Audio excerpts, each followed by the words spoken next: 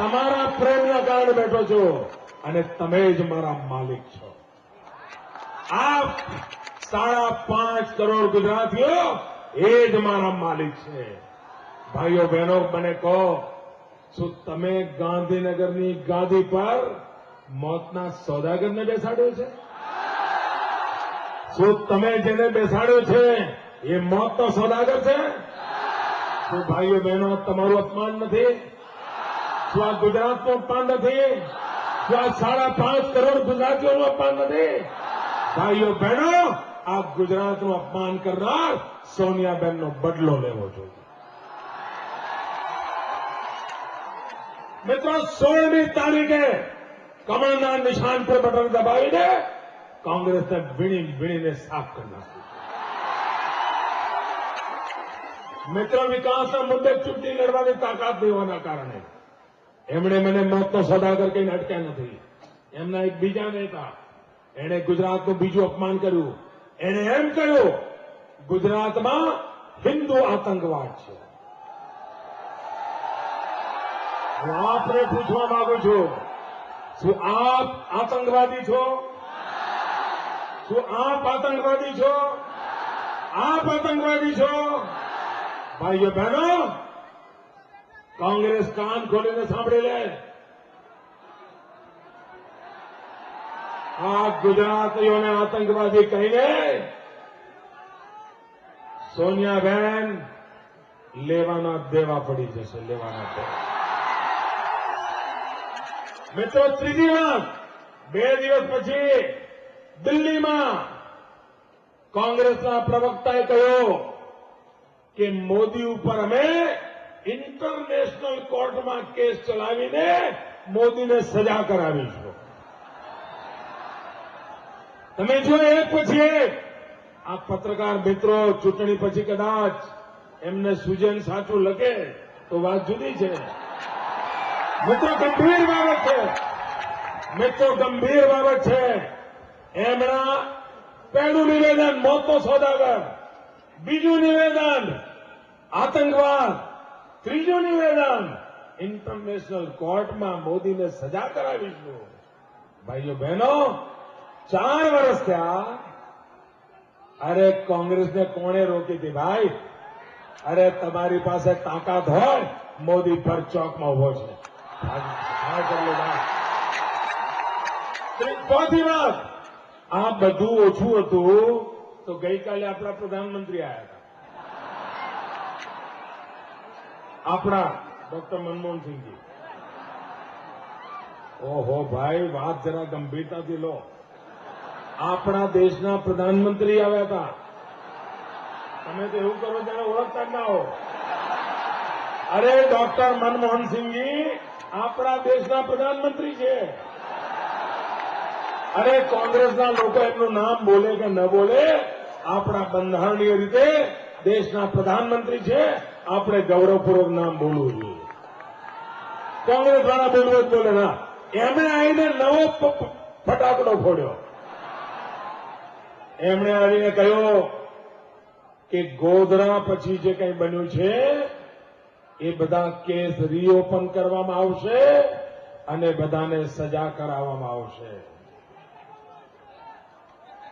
મનમોહનસિંહજી, મારે જરા તમને પૂછવું છે, તમે દિલ્હીમાં પ્રધાનમંત્રી પદે બેઠા છો, આપ પોતે સરદાર છો. 1984માં ખુલ્લેઆમ શ્રીમતી ઇન્દિરા ગાંધીની હત્યા પછી કોંગ્રેસે દિલ્હીમાં શીખોની કત્લેઆમ કરી હતી. શું મનમોહનસિંહજી આ દિલ્હીના ગુનેગારોને સજા કરાવવાની તમારામાં તાકાત છે? મનમોહનજી, દિલ્હીના ગુનેગારોને સામે તમારામાં શું કરવાની તાકાત છે? નકામાં અહીંયા આવીને શું કરવા ટાઈમ બગાડો છો? અને 4 વર્ષ થયા મિત્રો, દિલ્હીમાં કોંગ્રેસની સલ્તનત છે. હું ગાંધીનગરમાં બેઠો છું. દિલ્હીમાં તાકાત હોય, એક પુરાવો, એક વધારે નથી જોઈતા, એક પુરાવો હોય તો ચીરીને મારા 4 ટુકડા કરી નાખે. પણ મનમોહનસિંહજીએ મહેરબાની કરીને ગુજરાતને ધમકાવવાની કોશિશ ન કરો.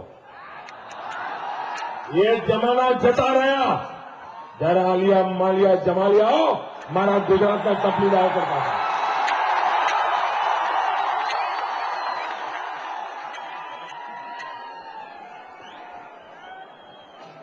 ગુજરાત સહન નહીં કરે મિત્રો. અને ભાઈઓ બહેનો, હું મુખ્યમંત્રી પદ માટે લડતો નથી, હું ગુજરાતના સ્વાભિમાન માટે લડું છું. હમણાં પ્રધાનમંત્રી એક બીજું ભાષણ કર્યું. એમણે એમ કહ્યું કે આ ગુજરાત તો ઈશ્વર ભરોસે જીવે છે.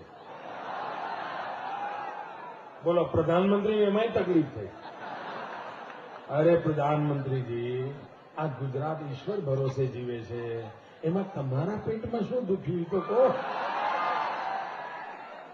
અરે અમને ગૌરવ છે કે અમે ઈશ્વર ભરોસે જીવીએ છીએ. અમને આનંદ છે અમે ઈશ્વર ભરોસે જીવીએ છીએ. પ્રધાનમંત્રીજી, આ ભૂતકાળમાં અમારી બધી સરકારો દિલ્હીના ભરોસે જીવતી હતી, એમાં અમારા ગુજરાતની પથારી ફરી ગઈ. અને અમે ઈશ્વર ભરોસે જીવીએ છીએ. એના કારણે 6 વર્ષ થયા દુષ્કાળનું નામો નિશાન નથી રહ્યું. અનરાધાર વરસાદ પડે છે. અમારો ખેડૂત સુખી છે, અમારું ગામડું સુખી છે. અમે ઈશ્વર ભરોસે છીએ ને એટલે. અને પ્રધાનમંત્રી, હું તો તમને સલાહ આપું છું, તમે બી ઈશ્વર ભરોસે રહો. આ સોનિયાબેનના ભરોસે મેળ નહીં પડે.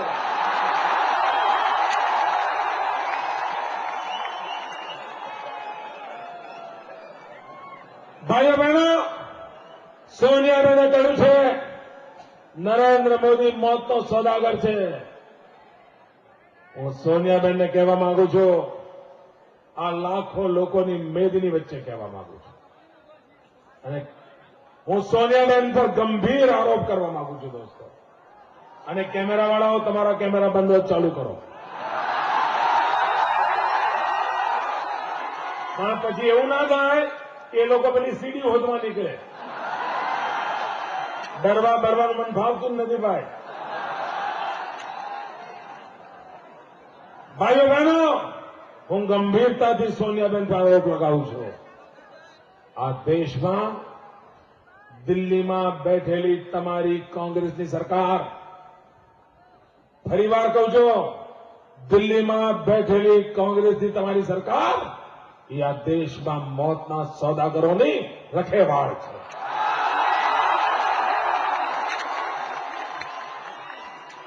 ભાઈઓ બહેનો, આવતીકાલે 13મી ડિસેમ્બર છે. 13મી ડિસેમ્બરે હિન્દુસ્તાનની પાર્લામેન્ટ પર હુમલો થયો હતો. આ દેશની પાર્લામેન્ટ પર હુમલો થયો હતો. લોકશાહીના મંદિર પર હુમલો થયો હતો.